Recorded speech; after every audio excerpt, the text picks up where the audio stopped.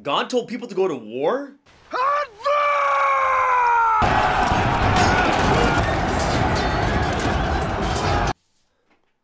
I thought he didn't even like killing.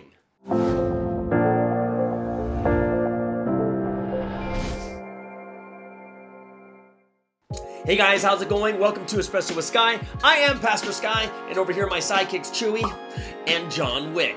Now if you haven't done so, go ahead, hit all those buttons for sub, liking, subscribe, whatever it is, right? But the most important thing is, leave a comment below, honest feedback. We want to have honest conversations about God, the Bible, faith, life, all these other different things. And if you want to support our ministry, go ahead. We have PayPal and buymeacoffee.com. Yes, you can buy me a cup of coffee. All right, guys, so let's get into today's topic. So today's topic comes from an interesting question from someone who asked me, well, Pastor Sky, doesn't God hate murder and hate killing? But then why does he tell people in the Bible to go to war, which is basically killing? Isn't this a contradiction? So let's get into this topic. It's a very, very interesting one because in the Old Testament, it is chock full of wars.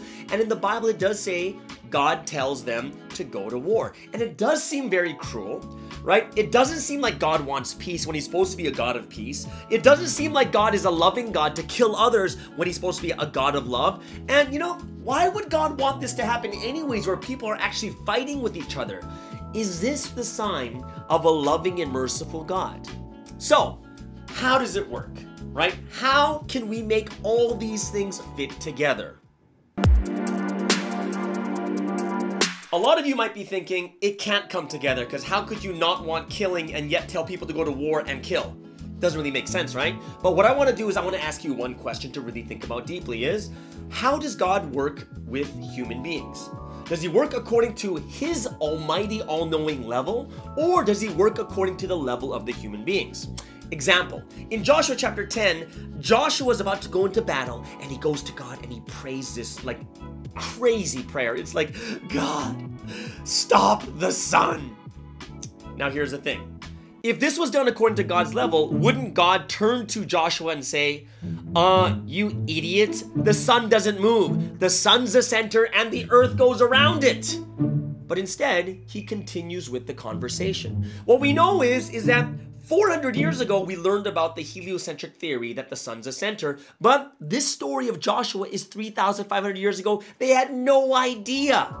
They all thought the earth was the center. If it was according to God's level, then he would have corrected them or he wouldn't even answer the prayer. But instead, what is God doing? God is doing things according to the level of the people he's working with. So let's take a look at war. Why was war necessary back in those days for the people at that level?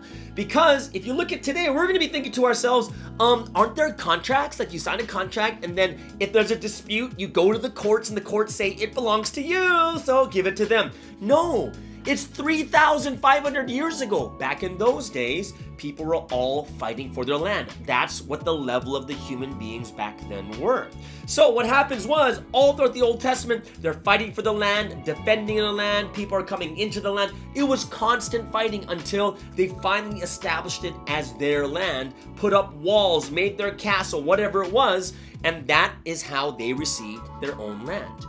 It'd be kind of weird if God's like going, all right, Joshua, what I need you to do is write a contract. And in this contract, you know what? Give them about like 3,000 sheep or something to take the land from them. And then tell me what they do. And Joshua would be like, God? I don't think it really works that way. No, God did according to their level. So if you think about this too, even today, human beings even today are doing the exact same thing. People at a higher level are always kind of dumbing it down for the people they're talking to. Example, if you're a professor with a triple PhD in astrophysics. Now, if you are teaching in a class for first-year students in regular physics, do you talk at the level of a triple PhD astrophysicist, or are you teaching them the basics of regular physics? And what's going to happen? That professor, if he wants to keep his job for a long time, he's going to teach at their level. And what about us? When we talk to babies, do we talk to babies like, hello, baby, how are you? I hope you're having a good day. Hey, stupid, why don't you talk in proper language? Like, we wouldn't do that to little babies. But what do? We're like, oh, would you And what do? We go down to their level. It's just the way we do it. Why? Because we know that that's the way that they are going to understand. In the same way, guys, God, when he works with human beings, he's not working according to his level, but he's working together with us with the level that we're able to understand and move. In the past, things weren't done for love. Love wasn't even one of those big things in the past when it came to marriage. 800 years ago, there was like a dowry system where, you had to pay for the woman. You paid the woman's family in the UK way back then. And if you didn't have a dowry paying their family for their daughter, sometimes the marriage wouldn't go through. It's not like today. Today it's about love, right? Oh, who am I attracted to? Oh, who do I feel so close to? Oh, this person's in my heart. Back then well, you're gonna pay or not. It had no difference, no bearing of who that woman loved or not. And even there's times where people would fight for it. You love the girl? Oh, I love the same girl. Let's fight to the death. And whoever wins loves her more. Ah! And then they start fighting with each other. That was the level of the people back then.